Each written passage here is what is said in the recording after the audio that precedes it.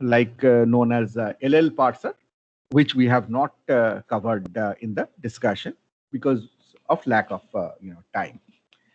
In this process, we have also noted that for top-down parser, one major difficulty is if the grammar has a left recursion.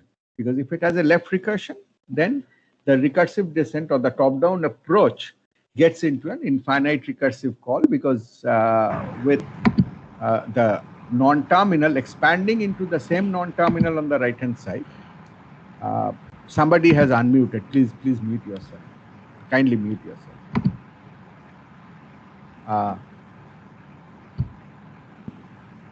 Could you please mute yourself? Okay, thank you very much. So left recursion causes this problem of not being able to decide how to break the recursion. So left recursive grammars are not amenable to top-down parsing. So we can remove the left recursion and express it in terms of a right recursive grammar, which solves the problem of constructing the parser, but it introduces an inherent semantic problem, because the operators that are left associative will naturally show up in terms of a left recursive grammar. When you convert that grammar into the right recursive form, naturally that operator on the parse tree turns out to be a right associative operator, which is not what we want. So that is one difficulty. The other difficulty is actually common for top-down as well as bottom-up parser, is if your grammar itself is ambiguous. When is a grammar ambiguous? A grammar is called ambiguous when once there exists at least one sentence for which there are two possible different parse trees or syntax trees. And we have shown examples of that with our simple expression grammar. And we have noted that while it is quite intuitive to write grammars which are ambiguous, because that's the way we operate, that's the way we think. Expression, what is an expression? Is an expression is addition of two expression is what we would like to say, and that when we say that, we inherently have introduced an ambiguity. But ambiguity is not something that parsers would be able to handle. So again, a top-down parser will not be able to, and no top-down parser can be produced for a grammar which is ambiguous. We need to change that grammar to some non-ambiguous form. We will see later on that for bottom-up parsing, there are some nice ways of addressing this ambiguity problem, at least for a class of grammars, not for all possible ambiguous grammar, but for a class of grammars. But for top-down parsing, ambiguity cannot be accepted.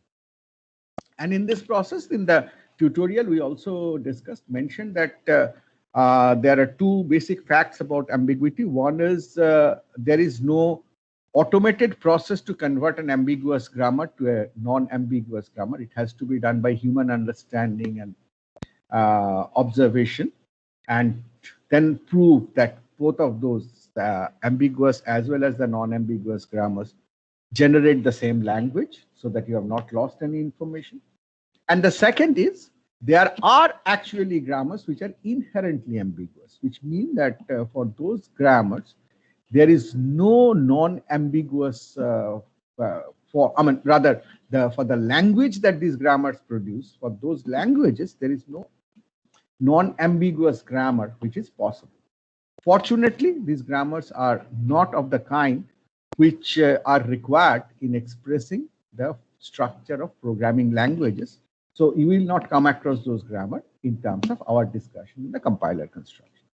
So this has been what we have done in the last week. Besides that, we started talking about the bottom-up parsing or the LR parsing, as we'll see. So in that, we took a grammar. Intentionally, we took a grammar which is non-ambiguous and which is left recursive, because when you do, we will see that when you do bottom-up, we do not really are bothered about whether there is left recursion, because left recursion does not come on the way.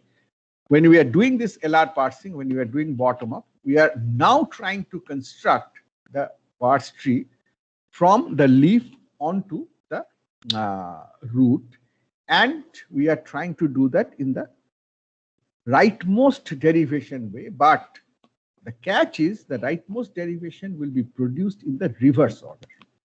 That is not from the start symbol, start non-terminal onto the sentence step by step, but starting from the sentence and coming back on the sentential forms step by step in the reverse order, and finally reach the start non-terminal.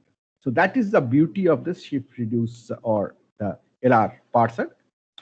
For this, we have seen that, again, just referring back to the fact that the parser of the context-free grammar has to be a PDA. It has to be a push-down automata. So the core of it is, certainly there is a stack and there is the input tape and so on, but the core of it is a DFA, which naturally has a state transition table, which decides as to what is the action of the PDA, as to when do you change state, when do you actually consume an input, when do you put something, and so on. So based on that, this is a sample table, state transition or kind of the parser table for the grammar shown, which has 4 types of action. One is shift action, where in the whatever you see in the input, given the state, you check the input, that is what is the symbol in the input, and based on that, you consume that input. You take that input out of the input stream and put it, push it to the stack, and at the same time you change the state. So in entry of S5 on state 0 on ID means that if the state machine, the DFA is in state 0, and if the input is ID, then it will consume that ID, put it to the stack. That is the shift part of it. S part of it stands for shift, and the state will change from 0 to 5. So there is a shift action.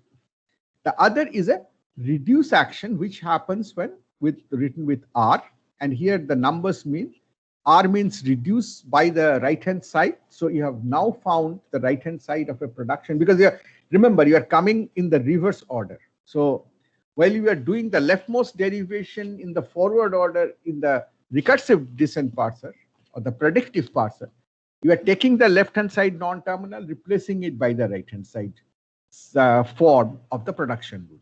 Now you are trying to come backwards from the sentence to the start symbol. So at every stage, you are, whenever a production has been used, now you have to do the reverse of that, which is reduction. That is, replace the right hand side by the corresponding left hand side. And that action is known as reduction, and the number denotes the number of the production rule, the serial number of the production rule. So by that, the reduction happens. And so when you are in state 3, this is saying an input is star, you are reducing by the rule number 4, which eventually is T produces T star F.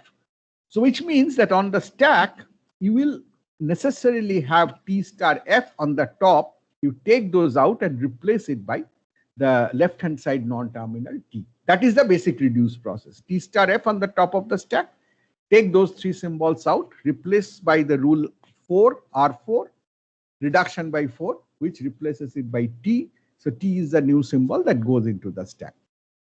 So based on your whatever you have taken out, the number of symbols that you have taken out, here 3 symbols you have taken out. So naturally you back up 3 states and the DFA, and on the state that get exposed, you put in T and find out from this go-to table as to what is your next state.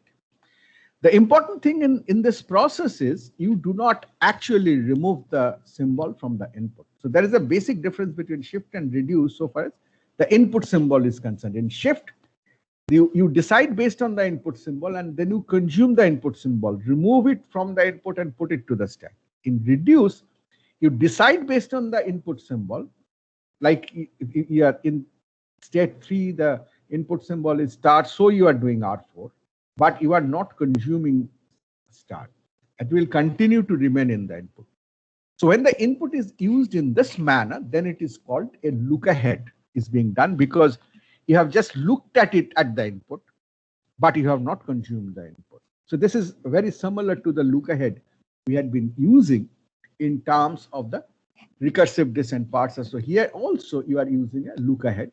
So you are looking ahead one symbol. So we'll say that this table that we have given here works when you have one symbol look ahead. You will not look ahead what is there beyond star. If you had, then you will say it is a two symbol look ahead.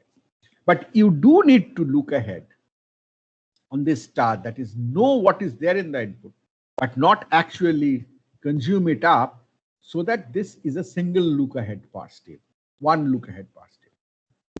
So we have shift action, you have reduce action, and then you finally have, when the last, you have finally reached the start non-terminal, then you certainly, by that reduction, then you say that I have reached accept. Now, naturally, at that time, the input must be empty, which is denoted by a dollar.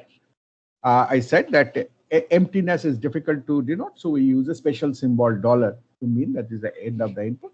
In state one, if we have dollar input completed, then this is accept by state for the PDA. The form that we are using is accepting by state. So then you reach the final state, which is accept action. And anything else here, any cell which is blank here, is also an action. It is the reject action.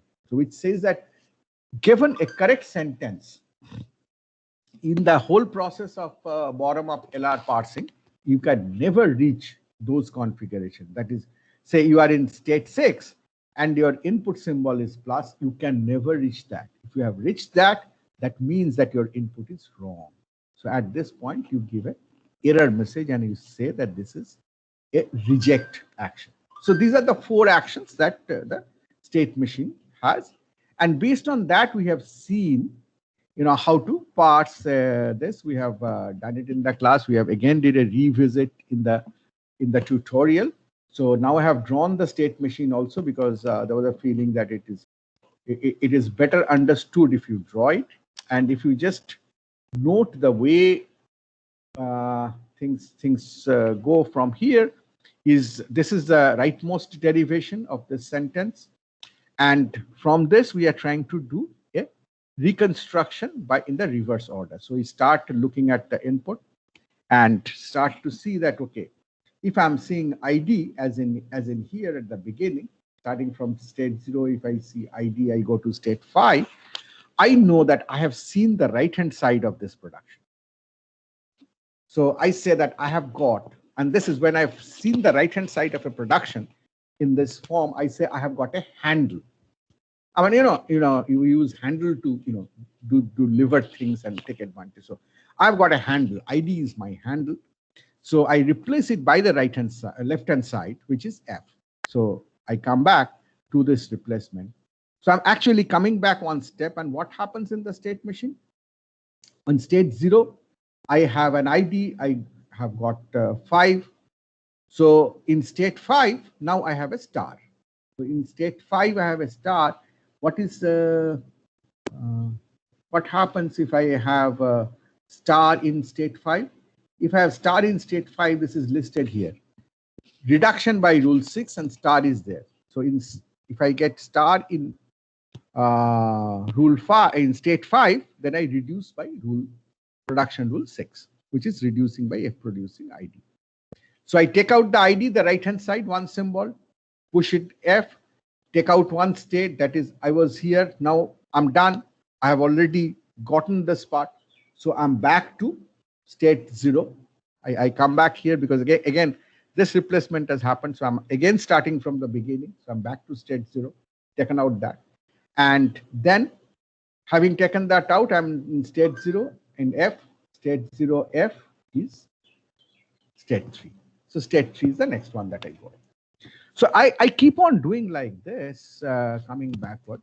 So at every point, what is important to note is this state machine is done in a way so that in any sentential form, as you keep on looking at this sentential form from left to right, you will have a valid path in the state machine till you get a handle. As you keep on going, suppose you are considering this. Forget about this whole process of actually running the parser. Suppose consider this sentential form T star F plus ID dollar. What does that mean? So I'm saying that if you start on the state machine 0, take a T, that brings you to state 2, take a star, brings you to state 7, take an F, brings you to state 10. You have come up to this point. And when you have come to state 10, blue state is where you have already found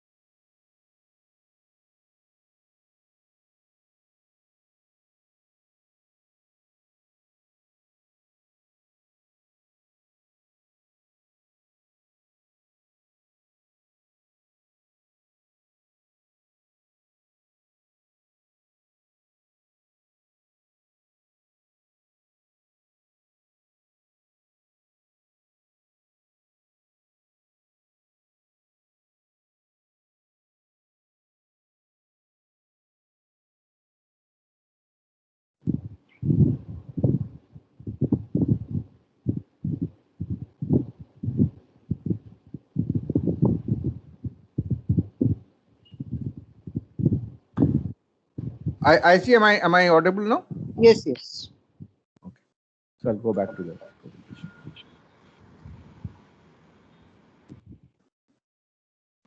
So this is visible. Okay. Yeah, fine. So Yeah. we were explaining that if you take any sentential form, then this state machine is such that if you keep on traversing the sentential form from left to right, you will have a path in this DFA till the point where you have found a handle. Handle means you have found the right-hand side of the last production that was used to reach this sentential form. So if I had T plus ID, then what is the rightmost derivation? Rightmost derivation is to replace T. Replace T by T star F, rule 3. So we did this replace to get T star F plus ID. So now my task is to go back from here to here, T star F plus ID to T plus ID. So for that, what do I need to find? I need to find that T star F is the right-hand side that needs to get replaced by the corresponding left-hand side T. So what this state machine is doing, if I keep on just following this sentential form on the state machine, starting from state 0, I have T, then I have star, then I have F, I come to state 10. So in state 10, when I'm in state 10, and what will be my look ahead is plus. So at state 10, I have to observe that I have found the handle. I have found the handle. So in state 10 on plus, I have found the handle. So I will have to now reduce by the handle, which means that I have to go back to this previous sentential form. So what does that mean? If I have to go back to this previous one, then in the state machine, I have to back up this path that you have taken from T star F. So F goes out, star goes out, T goes out, I'm back to state 0. And then again start from here for this sentential form, which is a transition on T, which should bring me to state 2 and then go forward. Now also keep this in mind that, for example, when you have got the handle in state 10 and you have T star F already on the path on the top of the stack, your input symbol is plus. So you said that I will reduce. Right? Obviously, this is guided by the fact that star has a higher precedence than plus, and that's how the grammar is written. if you would have had a star here instead of plus, then also you should have reduced, right? Because it is left associated. So if I have if I have a star here, then I would have had a star here, which means that the left one has to happen first. So this is still a hand. But if I got, say, an opening parenthesis here, if I got an opening parenthesis here, then okay, I'm saying that I've got a handle, I've got a right hand side. It is a unique right hand side. But do I really have a reduction? I don't, because if I have an opening parenthesis here, then I have a wrong string. Because just to the left of that opening parenthesis would be F, which can produce ID or can produce this,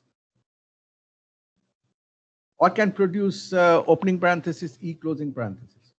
So what can be to the left of this opening parenthesis is either ID or, well, whether there can be closing parenthesis is also we'll have to see. So it cannot have an ID at this point, because then that is not something which is valid. So if this look ahead were an opening parenthesis, then I'll have an error. And that's the reason you do not have anything. But there could be a closing parenthesis, because this T star F could have come from an expression which is within a pair of parentheses. So it is possible that this look ahead symbol is opening parenthesis. So that's how you use the look ahead symbol. And your state machine is done in a way so that at every time you are trying to find that, how much prefix of the sentential form that you have to read through to finally get to the handle, which is the right hand side of a production that has been used to come to this sentential form from the previous sentential form. So this string T star F, as first we have got a T, then we have got T star, then we have got T star F. So these are naturally prefixes. T star F are prefixes of this right sentential form. So these are called viable prefixes. Why are they called viable prefixes? They are called a viable prefix because these are prefixes which are viable, which are possible for a rightmost derivation sentential form. And when it gets to T star F, with plus being in the look ahead, this particular viable prefix becomes a handle. That is, you identify that it is now a right hand side of a production by which I should be able to reduce. So this whole state machine, and that's it's based on a theory. You'll say that, what guarantees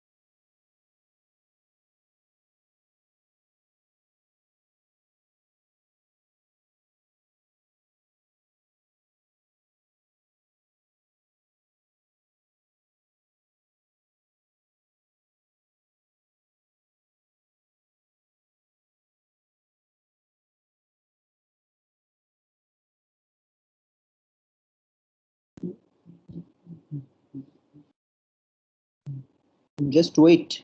Professor PPD is having some problem with his connection.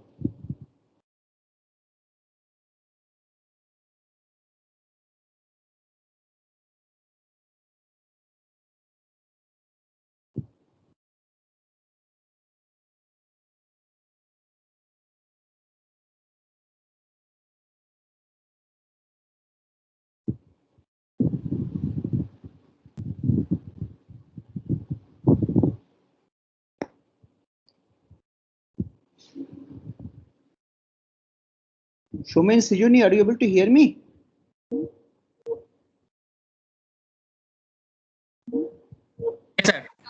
Yes, sir.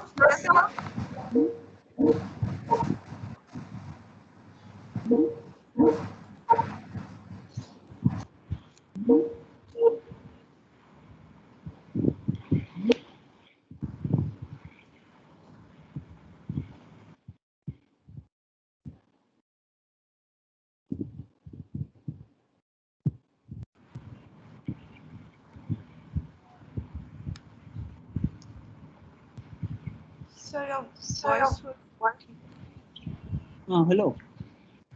PPD Yes, is sir. getting locked out. PPD is getting locked out. So I told him he's Yeah. trying to get back.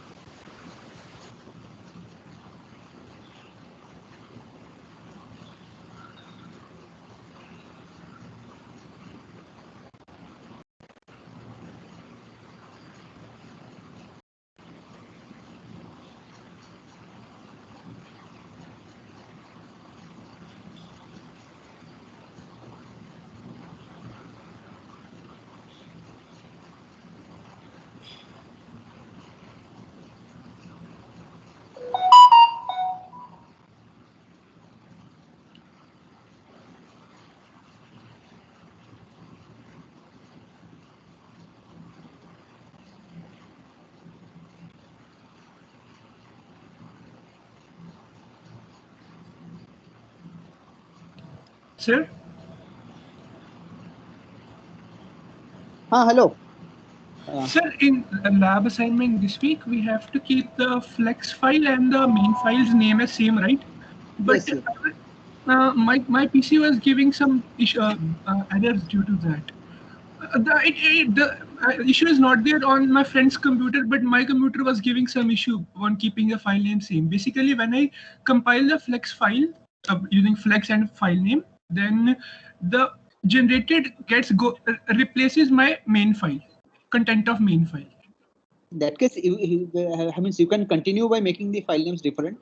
So means we can sort out the problem later. Huh? Yes, sir. So can I change the file name? Is it fine, Yes, right? yes. Yes. Go ahead. Okay, sir. Thank you, sir. Okay, I think I'm back. I don't know. Yes, yes. Yes, you are back. So I'll go back. This is.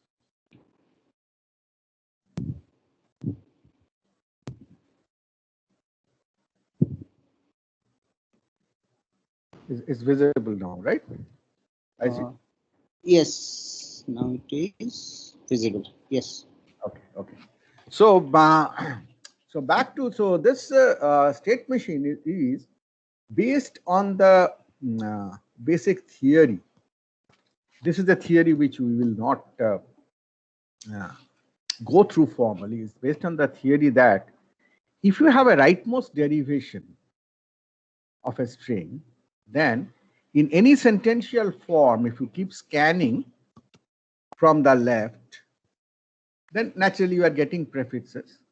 You are getting viable prefixes. These viable prefixes form a regular language. Listen carefully. You're saying if there is a rightmost derivation, then in any sentential form of that derivation, as you construct the viable prefixes, naturally they're prefixes, so you are starting from left, keep on going. The viable prefixes, which is so, if I take T star F plus ID, then the viable prefixes are T, T star F. These viable prefixes form a regular language, which means the viable prefixes can be recognized by a deterministic finite automaton, and that is this table. That is this automaton.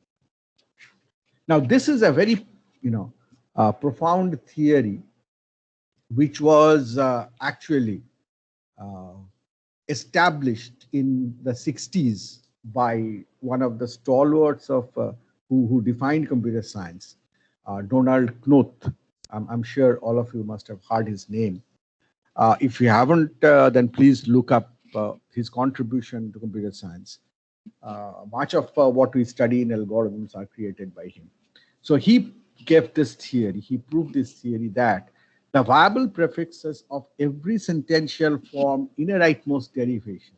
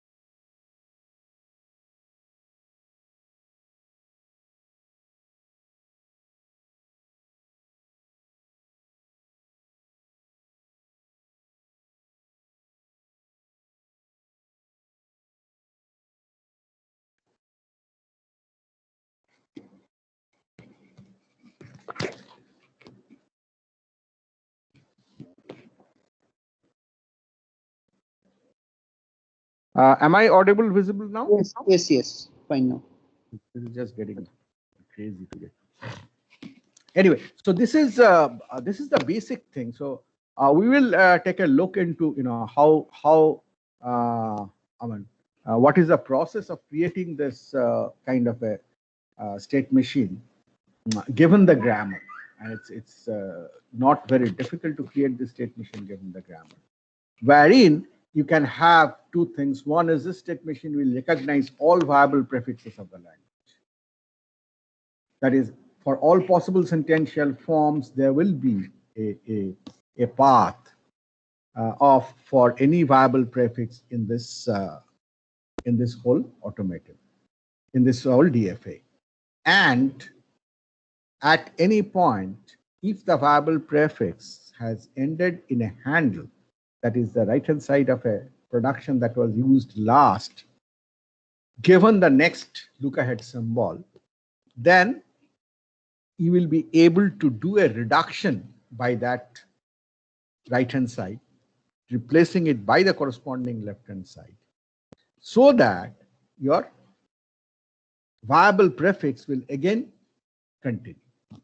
So that's the whole process. So we'll go through those in steps as to how to construct this.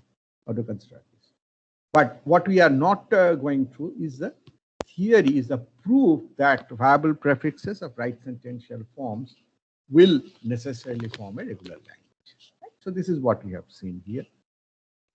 So let me just proceed and talk about the parsing classes in general. So these are, I mean, these containers are kind of sets of languages. Right? So different grammar. So the common characteristics, everything has to be a context-free grammar. But that does not mean that every context-free grammar can be parsed using any bottom-up or top-down parser. As we have already seen that if I have a grammar which is left recursive, I cannot have a top-down parser for that. So this is these are the classes. So we say that the most general is a top downs are what are called the LL parsers. What is LL stand for? The first L stands for left to right.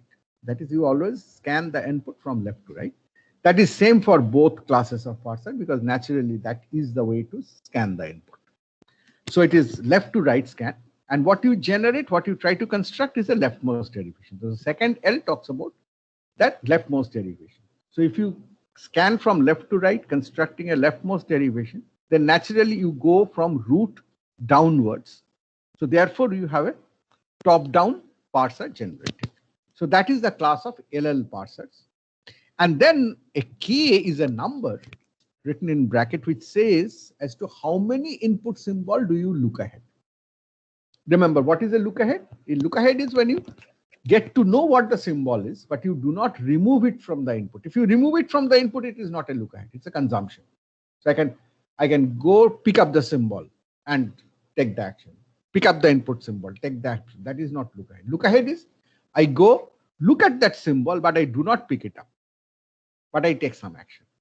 So the number of symbols that I look ahead, that is looking ahead without actually taking it away, the number of such symbols we do is the number K.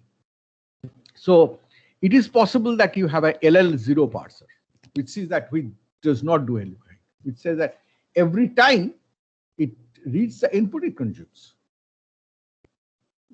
Not every grammar will fall in this.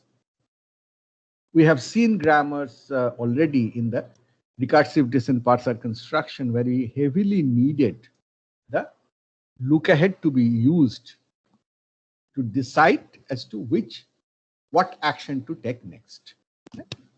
So when you use one look ahead, it becomes a LL1 parser.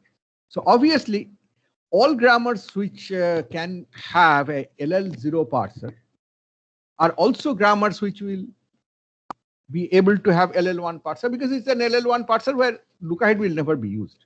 So this containment is obvious. So as K increases, there is a containment hierarchy. So every LL0 grammar is LL1, every LL1 is LL2, and so on up to LLK. But it is customarily, I mean, we are talking about K, but it's customarily one look ahead is what is used in most of the parsers and parser generators. The other class is the one that we have been discussing last, is a shift reduce parser or the bottom up parser, where you say they are LR parsers. That is, again, you scan the input from left to right, but you are doing a rightmost derivation. So you are doing a rightmost derivation, and that derivation will be done in the reverse order because it's the rightmost one. So it's just the same thing done in the reverse way. So the parse tree gets constructed from leaf upwards to the root start non-terminal. So this is called the bottom-up parsers. Again, there is a question of how many symbols you look ahead, and that is K. And so there are LR0 parsers where you do not look ahead anything. That is, while you are taking the sentence and you're slowly coming back, constructing viable prefix one after the other, and you have a handle to do the reduce, then that with the fact that it is a handle or the fact that it is actually what should I say that what specific right hand side it is referring to, because two different production rules may have the same right hand side also. So deciding which production rule this handle actually belongs to. All these decisions are done without doing any look ahead. You take a symbol and you control. So those are LR0. And LR1 are parsers, which does one look ahead of the kind that we were doing. Now there are some, ad hoc parsers which are actually LR parsers, but they are not constructed in a very formal way, but they are very effective for small languages. So there is a class of parsers, grammars for which you can do a simple LR parser. It's called SLR parser. Or you can do an LR parser with certain state reduction. LR parsers usually have a huge state explosion. I mean, they have a very large number of states. So you could merge several of those states later on to get a simpler parser. It's called LALR parser, which is look ahead LR parser. Kind of. These are simpler ones, but this is a containment hierarchy. That is, any language which is LR0, any grammar which is LR0 is necessarily SLR1. Anything which is SLR1 is LALR1 and so on, and up to LRK. Again, LRK, LR2 or LR3 is not something you will typically build. You will typically build either LR1 or LALR1. So we'll show that when we use Bison, we will actually be building LR1 parsers. So this, but we'll go through this hierarchy to understand how the parser is actually functioning. So moving on, these are some basic facts about LR parsers. I think I've already discussed most of them. LR parser is left to right, rightmost derivation in reverse order, reads the input text from left to right without backing up. That is, it does not go back and forth. Produces rightmost derivation in reverse order, performs bottom-up parsing. To avoid backtracking or guessing, an LRK parser picks ahead at K look-ahead symbols before deciding how to parse earlier symbols. So it does not, the characteristic is it does not do any backtracking, but rather it is picking into the input, K symbols in the input to make the decision, and K is typically one, which keeps it simple. LR parsers are deterministic, produces a correct parse without guesswork or tracking. Very important, LR parsers are linear in time. So the time taken in parsing is linear in the length of the program, which is a great advantage. That's the reason compilers are so fast. And then there are different types of parsers and parser generators, like LR0 parser, SLR parser. LALR parser, earlier I talked about YAC, yet another compiler, which generates a parser, or later on created Barclay YAC, BIAC. So these generate LALR parser. Then this is the most famous one, canonical LR1 parser, whose generator is Bison, which is what we learned. And then there are other parsers like minimal LR1 parser, which are as powerful as canonical, but it uses a much smaller number of states, and it uses certain tricks for that. And then there you have a generalized LR parser, which can do more than one head and so on. But we will not do all that. We'll just do this canonical one after we are done with the basic thing. I have talked about the overall LR parser structure a number of times, so I'll skip this. Input buffer, stack of symbols, terminal as well as non-terminal, and the DFA with 4 actions. So in this whole thing, the basic design is about designing the DFA. Now, before we get into that, let me introduce 2 definitions, which I have informally been talking about. The first definition is the notion of first. The first is computed for a string of grammar symbols. Alpha is a string of grammar symbols.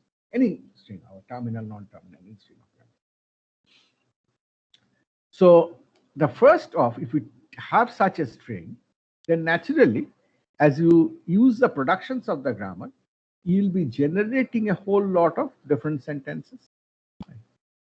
Now, if you consider all of those sentences and consider the first terminal symbol of each of these sentences and make a collection, then that collection is the first. So starting from alpha, whatever you can generate as a terminal symbol, a terminal string, the collection of the first terminal symbol of all those strings is the first. So let's see some examples. So let's say this is the grammar. S produces 0 or A produces AB or 1, B produces 2. Now what is first of B? Alpha here is B. First of B is 2 because B can produce only one string, that is 2. And it has to start with 2. So first of B is 2. What is first of A? First of A is, what can A produce? It can produce 1. So it can certainly produce 1. And then what can first of A produce? First of A would be whatever is first of AB. Whatever strings I can get starting from A is whatever strings I can get starting from AB. Now this becomes recursive and certainly, so first this is a saying that first of A includes first of A, which is a trivial thing. So you don't get anything extra from that, but you get 1 from this. A produces 1. Then what is first of S? S produces 0. So it has 0. And naturally, the first of S will include everything that first of A has. Right? Because whatever A can produce. So first of A is 1. So it is 0 and 1. First of S. So if you start from S, then all sentences that you will ever generate will start either with a 0 or with a 1. So that's the important information, and you can see that we have used this in the recursive descent. Partha, for example, if I write a recursive descent here, I'll say what can be the input look ahead symbol. Between 0, 1 and 2, it can be 0 and 1. If it is 2, it is an error. Done. If it is 0, I use S produces 0 because that is there in the first. And if it is 1, then I use S produces A because first of A has 1.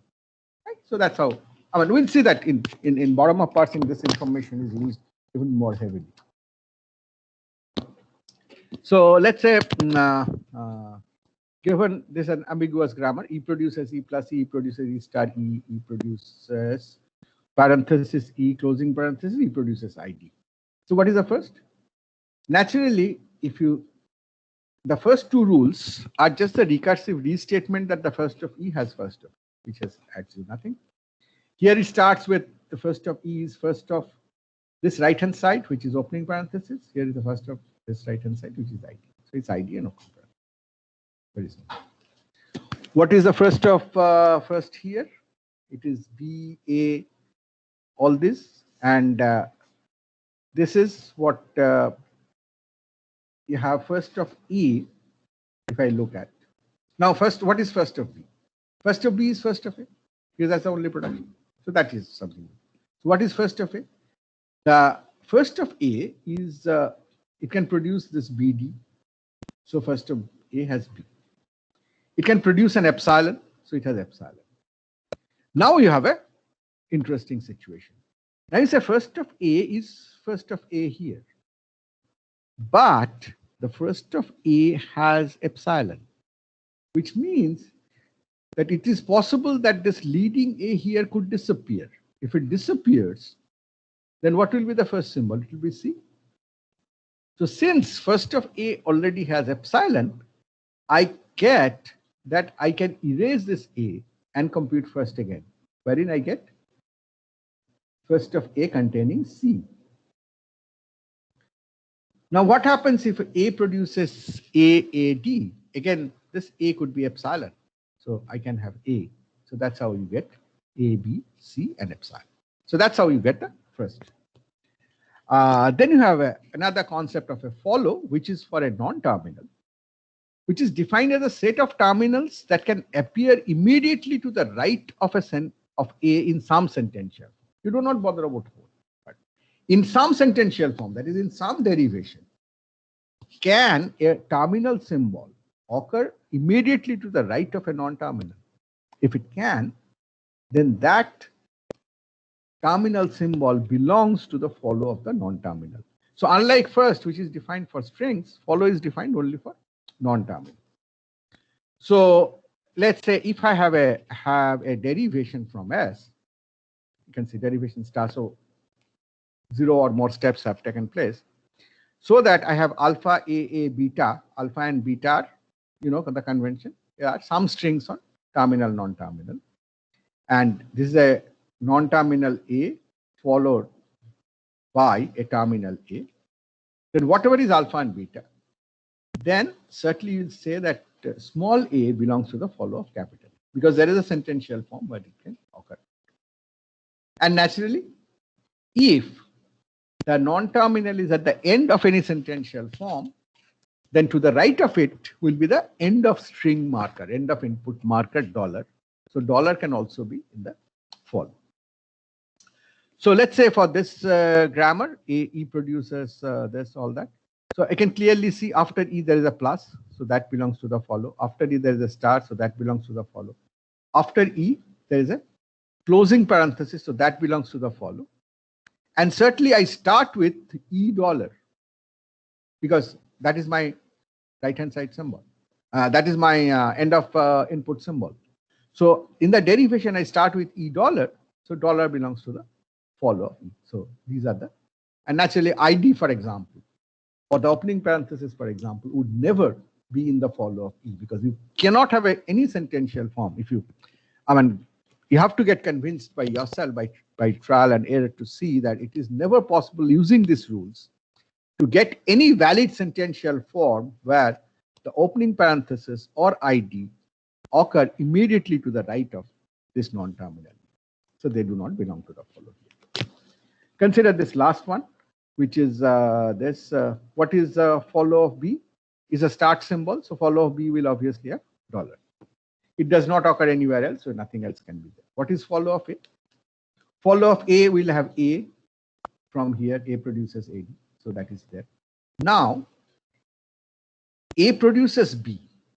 So whatever can follow B, in that sentential form, if I apply B produces A, then that symbol will follow A also.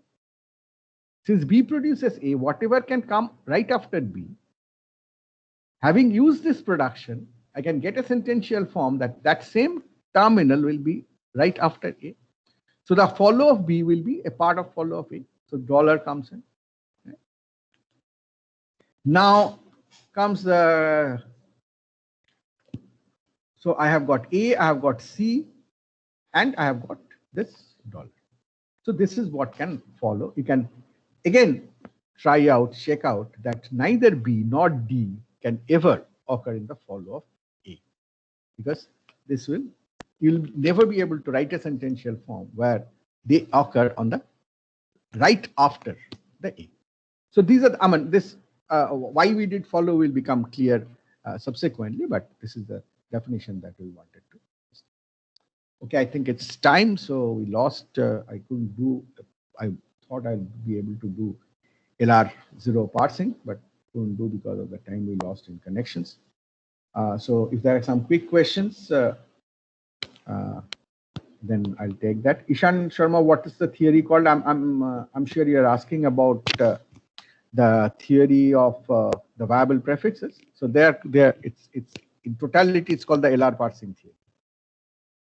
It's the handle is you have to understand again the viable prefix, that if I have a sentential form, then I'm going from left to right. I'm having a prefix, and that prefix is a viable one because it's a valid sentential form. Now, when that will come to a point where I have a right-hand side of a production that was used last in coming to this sentential form, it's a rightmost derivation. So since it's a rightmost derivation, you know that the point where the last production was used, to the right of that, there cannot be any non-terminal, right? Because it's a rightmost production. That's a very critical observation to make, that whenever I have this derivation, at no point I will have a, whenever I'm making this this derivation, you can see that at every point I'm replacing the rightmost non-terminal, because it's a rightmost derivation. So whenever the last replacement happened, like this T got replaced by T star F, to the right of this point, there cannot be any non-terminal because that violates the rightmost derivation. So this is the viable prefix, which is the right-hand side of the production that was used last. When I got that particular viable prefix, how is the question that we will answer subsequently. But when we got that particular viable prefix, which is the right-hand side of the production used last, then we call that is the handle. So that's the basic definition of the handle. As we go through the process, we will understand this a little bit more. Any other quick question? LL is top down because it is doing leftmost. Since you are doing leftmost derivation, so you start from the start symbol to the next. So you are starting from the top, expanding. And here in LR, you are doing bottom up because you are starting from the sentence. So you are at the leaf of the parse tree. You are doing reductions. You are going back to the higher level till you go to the root. So it's a two different orders in which you traverse the parse tree. Right? I'll discuss more of that with the examples with the construction as well. Any other quick question? I think we are. There's one more. No. It's Patel. No, you would not read a program from right to left, right? The first L stands for the left to right scan of the input, and certainly you are not going to. In fact, even languages, natural languages that have a right to left scanning, like Urdu, they do not have a programming language version in that. Programming languages are still followed in English, and they're always left to right scan. So first L is given. The question is whether you are doing leftmost derivation or you are doing rightmost derivation. Okay.